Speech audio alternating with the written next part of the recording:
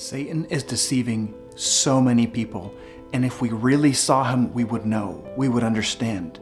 We would turn away from sin because we would think, I do not want to have anything to do with him. I do not want to score any points for that team. I do not want anything to do with sin. I had a friend of mine who, when he was early on in his priesthood, he had someone come to him needing an exorcism. He had no idea what to do. So with some other friends, they called another priest to help them out. And that experience changed his life. He saw in that woman's eyes something of the devil. And he made that connection. He said, when I sin, I score a point for that team. And I don't want that. He was already a holy priest, but it really confirmed and affirmed him. And when he told me the story, it hit me and I thought, neither do I. I don't want to be someone that is scoring points for the devil. Now, we read in some of the comments, and in people that that they are completely deceived, that they see the church as the bad guy, that they see God as evil. Why would God do this?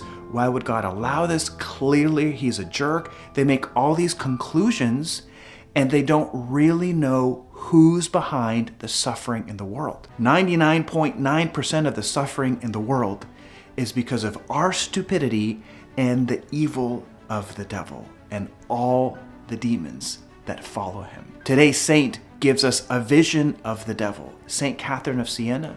She requires no introduction. She is an amazing saint. Now, I love a lot of these different saints, and I know I'm kind of saying that they're all my favorite, but this one, if I really had to pick a spiritual mother for sure, she's my spiritual mother, she's going to guide me in the spiritual life, I would pick her. Saint Catherine of Siena is amazing. Long ago with my family, I had the grace of going to Siena, and we went to where she was buried, and part of her is in Siena, the rest of her is in Rome. Let's not get into some of those details, but it was amazing to be able to pray with her body buried there. And there is where I learned this amazing prayer to the Holy Spirit. If I remember, I'll put a link to the video where I talk about these different prayers, a prayer that she wrote after she miraculously learned to read. So a little bit about her. She is considered sort of the mother of the Dominicans. She was an early Dominican saint. Well, she had this amazing gift of having locutions where God the Father would speak to her and she would write. Now, there are two principal works that you need to be aware of if you want to know more about Saint Catherine of Siena. The first is the dialogue. It's literally that, questions that she asks to God and answers that he gives. And when you read these answers, you know it's God. It's unbelievable. They're on topics on prayer, on faith, and he covers everything. If you were to read that book, you would know everything about the Catholic faith, but in an amazing way, not just this basic, simple, superficial level. The other book was by her biographer, and I'm forgetting what it's called, but it's probably just something like the biography of St. Catherine of Siena or the life of St. Catherine of Siena. And he wrote about it. It's an amazing book because after each chapter, you could tell he was writing it as she was alive, and obviously as he was alive.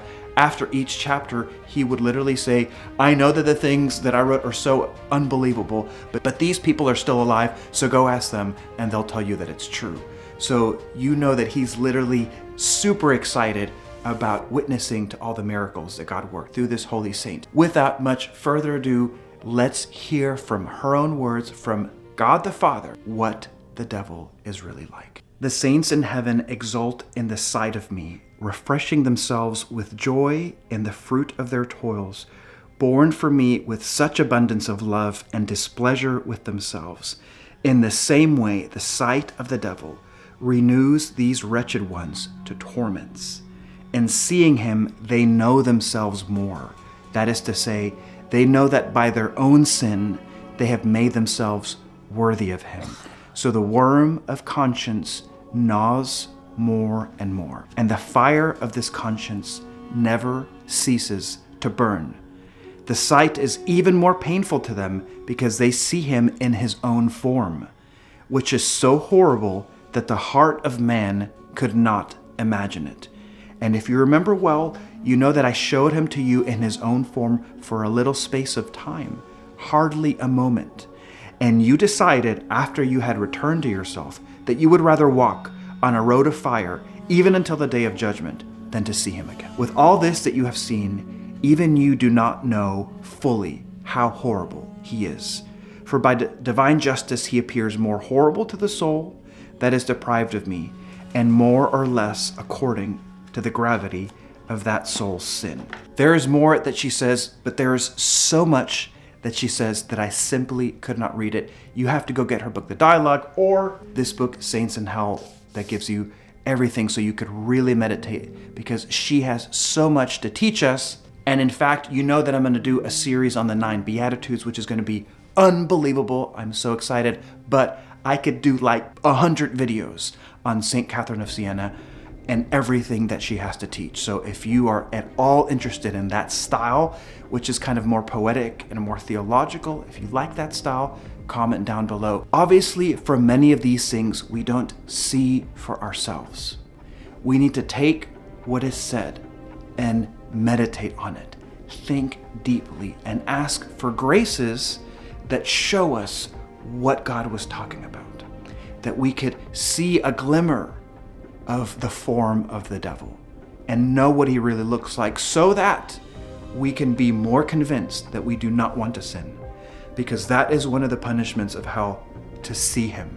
Now, just think about that the punishments, one of the main punishments of hell, just as one of the biggest rewards in heaven is seeing God, one of the worst punishments in hell is that you get to see the devil. My friends, this has been day 7. We are coming to a close. Please support this channel. Please support these videos. Pray for me. We're praying for each other. We are almost at the finish line. See you tomorrow in day 8.